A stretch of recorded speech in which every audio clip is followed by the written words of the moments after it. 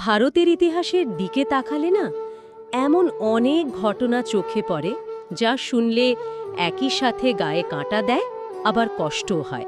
আজ আমরা সেরকমই এক লড়াকু মানুষের গল্প বলবো, সাঁওতালদের কথা। ভাবুন তো একবার, যারা শান্তিতে থাকত প্রকৃতির কোলে, চাষবাস, শিকার, নিজেদের গানবাজনা এই নিয়েই জীবন। তারা কেন হঠাৎ অস্ত্র হাতে নেবে? কি এমন হয়েছিল যে বিদ্রোহের আগুন জ্বলে উঠল? ঠিক, এই প্রশ্নগুলি খুব জরুরি। আর আজ আমরা এই নিয়ে একটু গভীরভাবে জানার চেষ্টা করব। মানে 1855 সালের সাঁওতাল হুল বা সাঁওতাল বিদ্রোহ ঠিক কোন কারণগুলো, কোন শোষণ, কোন বঞ্চনা এই শান্ত মানুষগুলোকে এমন একটা ভয়ঙ্কর লড়াইয়ে নামতে বাধ্য করেছিল, যে লড়াইটা কিন্তু ব্রিটিশ সরকারকেও নাড়িয়ে দিয়েছিল। তাহলে শুরু করা যাক একদম গোড়া থেকে। কারা ছিলেন এই সাঁওতাল? কেমন ছিল তাদের জীবন? দেখুন, সাঁওতালরা তো ভারতের অন্যতম প্রাচীন আদিবাসী জনগোষ্ঠী।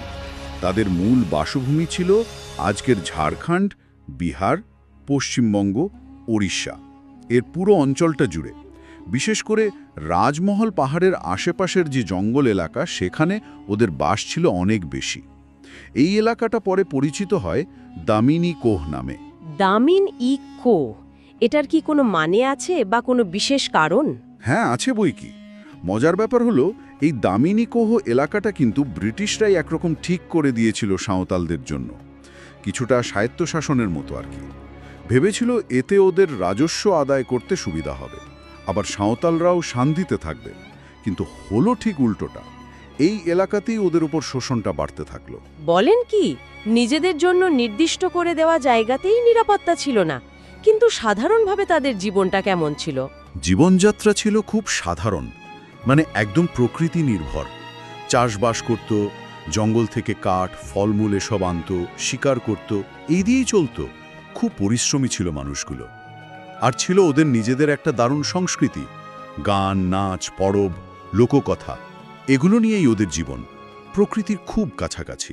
এই সহজ জীবনেই তাহলে সমস্যাটা এলো কিভাবে? শুরু হলো এই বদলটা? বদলের শুরুটা আসলে ব্রিটিশ শাসনের হাত ধরেই, বিশেষ করে ওই যে 1793 সালে চিরস্থায়ী বন্দোবস্ত চালু হলো। হ্যাঁ, পার্মানেন্ট সেটেলমেন্ট। ঠিক, তখন থেকেই সমস্যাটা দানা বাঁধতে শুরু করে।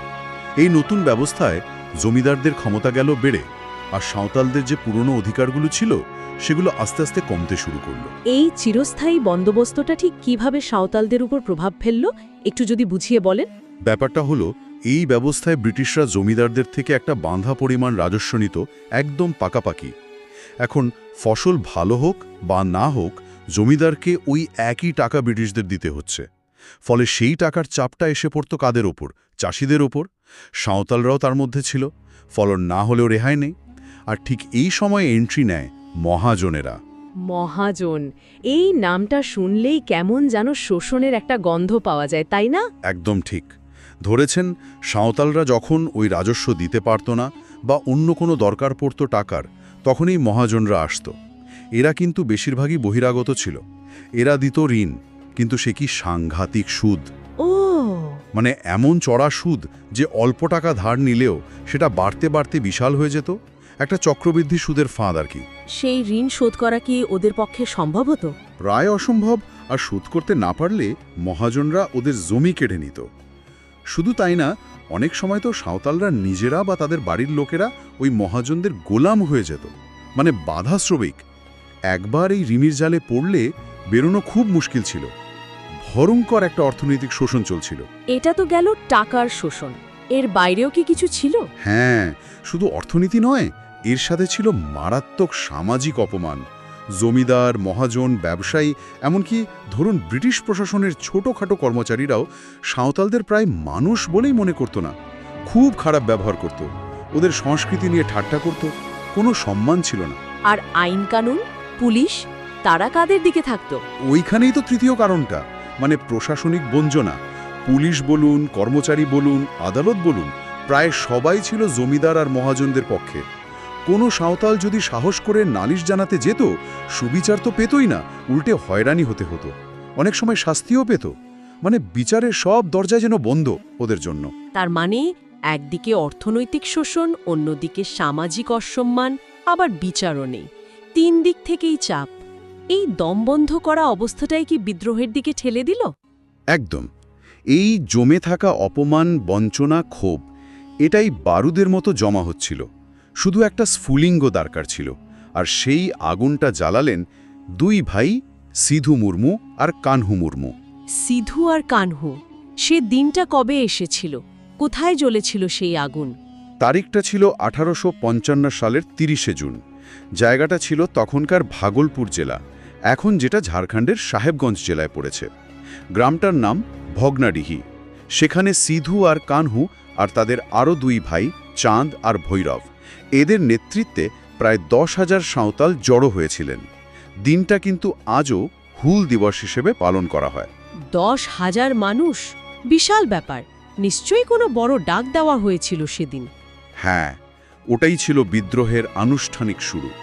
সিধু আর কানহু একদম বজ্রকণ্ঠে ঘোষণা করলেন, আর এই অত্যাচার সহ্য করা হবে না। তারা আর ব্রিটিশ আইন মানবেন না। জমিদার, মহাজন, ব্রিটিশ সব শোষককে তাড়াতে হবে। নিজেদের স্বাধীন সাঁওতাল রাজ গড়তে হবে। এমনও বলা হয়, সিধু নিজেকে ঈশ্বরের দূত হিসাবেও ঘোষণা করেন। বলেন যে ঠাকুর বা ঈশ্বরই তাকে পাঠিয়েছেন সাঁওতালদের মুক্তির জন্য। এই বিশ্বাসটা সাধারণ সাঁওতালদের মধ্যে সাংঘাতিক একটা উদ্দীপনা তৈরি করেছিল। ঈশ্বরের দূতের ডাক, এর প্রভাব তো তাহলে অ্যামেজিং ছিল। কিভাবে ছড়ালো এই বিদ্রোহের আগুন? ভগনাডিহির ওই ডাকটা যেন বিদ্যুতের মতো ছড়িয়ে পড়ল। খুব তাড়াতাড়ি, মানে অবিশ্বাস্য কম সময়ে, প্রায় 50 থেকে 60,000 সাঁওতাল নারী পুরুষ এই বিদ্রোহে যোগ দিল। সত্যি এত মানুষ, এত দ্রুত? হ্যাঁ, এটা ভাবাটাও কঠিন যে কিভাবে এত দ্রুত এত মানুষ একজোট হলেন। আর তাদের অস্ত্র? সেটাই ভাবছিলাম, ব্রিটিশদের আধুনিক অস্ত্রের সামনে তাদের কি অস্ত্র ছিল? অস্ত্র বলতে তো সেই তাদের চিরকালে জিনিস, তীর, ধনুক, টাঙে মানে কুঠার, তলোয়ার। কিন্তু আসল অস্ত্র ছিল ওদের একতা আর মনের জোর, অদম্য সাহস। আর যোগাযোগের জন্য বা নিজেদের মধ্যে জোশ ধরে রাখতে ওরা ব্যবহার করত ওদের মাদল বা ঢোল। সেই মাদলের শব্দই ছিল ওদের যুদ্ধের ডাক, যা অনেক দূর পর্যন্ত ছড়িয়ে পড়ত, আরও সাঁওতালদের যোগ দিতে ডাকত। কাদের ওপর তাদের প্রথম রাগটা গিয়ে পড়ল? কাদের টার্গেট করলো ওরা?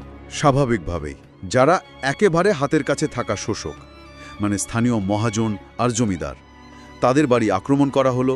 আর খুব গুরুত্বপূর্ণভাবে ঋণের সব কাগজপত্র পুড়িয়ে দেওয়া হলো। এরপর বিদ্রোহের লক্ষ্য ঘুরল ব্রিটিশ শাসনের প্রতীকগুলোর দিকে, থানা, ডাকঘর, রেল স্টেশন, নীলকুঠি, এসব। বিদ্রোহটা এত জোরদার আর হঠাৎ করে হয়েছিল যে অনেকে এটাকে বজ্রপাতের সঙ্গে তুলনা করেন। ব্রিটিশরা প্রথমে নিশ্চয়ই একটু হালকাভাবেই নিয়েছিল। ঠিক তাই। প্রথমে ওরা ভেবেছিল এটা একটা ছোটোখাটো গোলমাল, আদিবাসীদের একটা সাময়িক উত্তেজনা, সহজেই থামিয়ে দেওয়া যাবে। কিন্তু যখন ওরা দেখল বিদ্রোহটা কেমন ছড়িয়ে পড়ছে, সাঁওতালরা কতখানি সংগঠিত আর কি ভীষণ লড়ছে, তখন ওদের হুঁশ ফিরল। রীতিমতো ভয় পেয়ে গিয়েছিল। তারপর ব্রিটিশরা কি করলো? ব্রিটিশরা তখন তাদের পুরো সামরিক শক্তি নিয়ে নামল। আধুনিক বন্দুক, কামান, বিশাল সেনাবাহিনী পাঠানো হলো বিদ্রোহ দমন করতে। এবার ভাবুন অবস্থাটা, একদিকে তীরধনুক, টাঙি, আর অন্যদিকে কোম্পানির সেপাইদের হাতে বন্দুক, কামান। এক ভয়ঙ্কর অসম লড়াই শুরু হলো। উফ, ভাবতেই গায়ে কাঁটা দেয়। এই অসম লড়াইয়ের শেষটা কেমন হয়েছিল? শেষটা ছিল খুব মর্মান্তিক, ভীষণ রক্তক্ষয়ী। সাঁওতালরা কিন্তু অবিশ্বাস্য বীরত্বের সাথে লড়েছিল। এমনও জানা যায় যে সাঁওতাল মহিলারাও পুরুষদের পাশে দাঁড়িয়ে যুদ্ধ করেছেন। কিন্তু ওই যে বললাম, অসম লড়াই, আধুনিক অস্ত্রের সামনে কতক্ষণ টেকা যায়? ব্রিটিশরা নির্বিচারে গুলি চালিয়েছিল। অন্দাজ করা হয় প্রায় 15 থেকে 20,000 সাঁওতাল মারা যান। তার মধ্যে অনেক মহিলা, শিশুও ছিল। গ্রামের পর গ্রাম জ্বালিয়ে দেওয়া হয়েছিল। আর নেতাদের কি হলো? সিধু, কানহু, চাঁদ, ভৈরব? নেতারা একে একে হয় যুদ্ধে মারা গেলেন, নয়তো ধরা পড়লেন। চাঁদ আর ভৈরব যুদ্ধক্ষেত্রেই বীরের মতো লড়ে প্রাণ দেন। সিধুকে শোনা যায় বিশ্বাসঘাতকতা করে ধরিয়ে দেওয়া হয়েছিল, তাকে গুলি করে মারা হয়। আর কানহুকে ভগ্নাডিহির কাছেই ধরা হয় এবং তাকেও ফাঁসি দেওয়া হয়। এই রকম ভয়ানক নিষ্ঠুরতার মধ্যে দিয়ে ব্রিটিশরা 1856 সালের ফেব্রুয়ারির মধ্যেই সাঁওতাল হুল প্রায় পুরোপুরি দমন করে ফেলে। তাহলে তো বলতে হয় এত রক্ত, এত আত্মত্যাগ সব ব্যর্থ হলো। বিদ্রোহটা তো দমন হয়ে গেল, এর কি কোনো দীর্ঘমেয়াদী প্রভাব পড়েনি? আপাতদৃষ্টিতে দেখলে মনে হবে ব্যর্থ। বিদ্রোহ দমন হলো, হাজার হাজার মানুষ মারা গেল, কিন্তু এখানেই শেষ নয়। এই বিদ্রোহের একটা খুব গভীর আর দীর্ঘমেয়াদী প্রভাব ছিল। ভারতের ইতিহাসে এর গুরুত্ব অনেক। সেটা কীরকম? ব্রিটিশরা কি বুঝতে পারল কিছু? ভুলের চেয়েও বড় কথা, ওরা ভয় পেয়েছিল। আর এটা বুঝতে বাধ্য হয়েছিল যে সাঁওতালদের বা ভারতের অন্য আদিবাসীদের আর আগের মতো হেলাফেলা করা যাবে না। শুধু শোষণ করে গেলেই চলবে না। ওদের ক্ষোভের আগুন যে কত ভয়ঙ্কর হতে পারে সেটার আঁচ ওরা পেয়েছিল হাড়ে হাড়ে। আর এই উপলব্ধির ফলেই কিন্তু বিদ্রোহ দমনের প্রায় সাথে সাথেই সেই 1855 সালেই ব্রিটিশ সরকার সাঁওতাল পরগনা নামে একটা আলাদা জেলা তৈরি করে। আচ্ছা, এই সাঁওতাল পরগনা জেলা তৈরির কারণ কি ছিল? এতে কি সাঁওতালদের কোনো লাভ হয়েছিল? অধীনে আনা, এটাকে বলা হতো নন রেগুলেশন ব্যবস্থা। এর মাধ্যমে চেষ্টা করা হয়েছিল যাতে বাইরের মহাজন বা জমিদারদের ওই অবাধ শোষণ কিছুটা কমানো যায়, আর সাঁওতালদের যে নিজস্ব সামাজিক আইন কানুন ছিল, মানে মাঝি পারগানা ব্যবস্থা, তার কিছু স্বীকৃতিও দেওয়া হয়েছিল। যদিও শোষণ যে পুরোপুরি বন্ধ হয়েছিল তা নয়, কিন্তু এটা ছিল সাঁওতালদের লড়াইয়ের মুখে ব্রিটিশদের দেওয়া একটা প্রশাসনিক ছাড়। এটা প্রমাণ করে লড়াইটা একেবারে বৃথা যায়নি। ঐতিহাসিক দিক থেকে এর গুরুত্বটা কোথায়? গুরুত্ব অসাধারণ। সাঁওতাল হুলকে ভারতের স্বাধীনতা সংগ্রামের ইতিহাসে প্রথম সংগঠিত ব্যাপক গণ আদিবাসী বিদ্রোহ বলা হয়। এটা ঘটেছিল 1857 সালের সিপাহী বিদ্রোহেরও 2 বছর আগে। অনেকে মনে করেন এই হুল সিপাহী বিদ্রোহের জন্য পরোক্ষে একটা ক্ষেত্র তৈরি করেছিল। আর সবচেয়ে বড় কথা, এই বিদ্রোহ এটা দেখিয়ে দিয়েছিল যে সবচেয়ে সাধারণ, সবচেয়ে পিছিয়ে পড়া মানুষও যদি একজোট হয়, তারা ঔপনিবেশিক শক্তির ভিত পর্যন্ত নাড়িয়ে দিতে পারে। সত্যি, এই বিদ্রোহের কিছুর নিজস্ব বৈশিষ্ট্যও তো ছিল, তাই না? যেমন আপনি বলছিলেন মহিলাদের অংশগ্রহণের কথা। হ্যাঁ, ওটাও খুব গুরুত্বপূর্ণ। এটা শুধু পুরুষদের লড়াই ছিল না। ফুলো আর ঝানো মুর্মু নামে সিধু কানুর 2 বোনের কথাও জানা যায়, যারা সরাসরি যুদ্ধে অংশ নিয়েছিলেন। এটা ওই সময়ের বিচারে ভাবাই যায় না। এছাড়া বিদ্রোহের সঙ্গে ওদের ধর্ম, বিশ্বাস, সংস্কৃতি সবটা জড়িয়েছিল। সেই বিশ্বাসটা ঠিক কেমন ছিল? সাঁওতালরা মনে প্রাণে বিশ্বাস করত যে তাদের যিনি সর্বোচ্চ দেবতা ঠাকুরজিও, তিনি তাদের সঙ্গে আছেন। তিনি তাদের লড়তে বলেছেন এবং তিনি তাদের বাঁচাবেন। এই গভীর বিশ্বাসটা তাদের অসম্ভব মনের জোর দিয়েছিল। এমনকি যুদ্ধের ময়দানেও মাদলের তালে তালে তাদের নাচ গানের কথাও শোনা যায়। তাই এটা শুধু জমি বা টাকার লড়াই ছিল না, এটা ছিল ওদের আত্মপরিচয়, সংস্কৃতি আর অস্তিত্ব টিকিয়ে রাখার লড়াই। আজও তো সিধু কানুর নাম খুব শ্রদ্ধার সঙ্গে নেওয়া হয়। এই বিদ্রোহের স্মৃতি বা উত্তরাধিকার আজকের দিনে কতটা প্রাসঙ্গিক? সিধু, কানহু, চাঁদ, ভৈরব এরা শুধু সাঁওতালদের কাছে নন, পুরো ভারতের মুক্তি সংগ্রামের ইতিহাসে বীর। ঝাড়খণ্ড, পশ্চিমবঙ্গ আরও অনেক রাজ্যে তাদের নামে বিশ্ববিদ্যালয় আছে, কলেজ আছে, রাস্তা, মূর্তি, স্মৃতিসৌধ, কত কি। প্রতি বছর 30শে জুন খুব সম্মানের সাথে হুল দিবস পালিত হয়। তাদের সেই লড়াইয়ের স্মৃতিকে বাঁচিয়ে রাখা হয়। আমাদের সংবিধানে যে আদিবাসীদের জন্য বিশেষ অধিকারের কথা বলা আছে, সেখানেও কি এর কোনো প্রভাব আছে? সরাসরি হয়তো বলা যায় না, কিন্তু সাঁওতাল হুল এবং এই রকম আরও অনেক আদিবাসী মানুষের প্রতিরোধ আন্দোলন, এগুলো পরবর্তীকালে ভারতের সংবিধান যারা তৈরি করেছিলেন তাদেরকে অবশ্যই প্রভাবিত করেছিল। সংবিধানে যে তপশিলি জাতি ও উপজাতিদের জন্য বিশেষ সুরক্ষা, অধিকার সংরক্ষণের ব্যবস্থা রাখা হয়েছে, তার পেছনে এই ঐতিহাসিক লড়াইগুলোর একটা বড় ভূমিকা আছে। এটা রাষ্ট্রকে মনে করিয়ে দেয় প্রান্তিক মানুষের অধিকার রক্ষার দায়িত্বের কথা। তার মানে সাঁওতাল হুল শুধু ইতিহাসের একটা পাতা নয়, এটা একটা জীবন্ত উত্তরাধিকার। একদম তাই। সাঁওতাল হুল আমাদের এটাই শেখায় যে অত্যাচার বা অবিচার যত বড়ই হোক না কেন, মানুষের আত্মমর্যাদা আর স্বাধীনতার ইচ্ছাটাকে চিরদিন দাবিয়ে রাখা যায় না। লড়াইটা অসম ছিল ঠিকই, কিন্তু বীরত্বে, আত্মত্যাগে তা অসাধারণ। সিধু, কানু আর হাজার হাজার সাঁওতাল শহীদের রক্ত ভারতের স্বাধীনতার পথে একটা অত্যন্ত গুরুত্বপূর্ণ চিহ্ন রেখে গেছে। সত্যি অসাধারণ একটা আলোচনা হলো আজ। একটা অসম যুদ্ধের গল্প, যা একই সঙ্গে গর্বেরও আবার গভীর বেদনারও। শোষণ আর অবিচারের বিরুদ্ধে সাধারণ মানুষের রুখে দাঁড়ানোর এক চিরকালীন প্রতীক এই সাঁওতাল হুল। এই পুরো বিষয়টা শোনার পর একটা প্রশ্ন মনে আসতে পারে।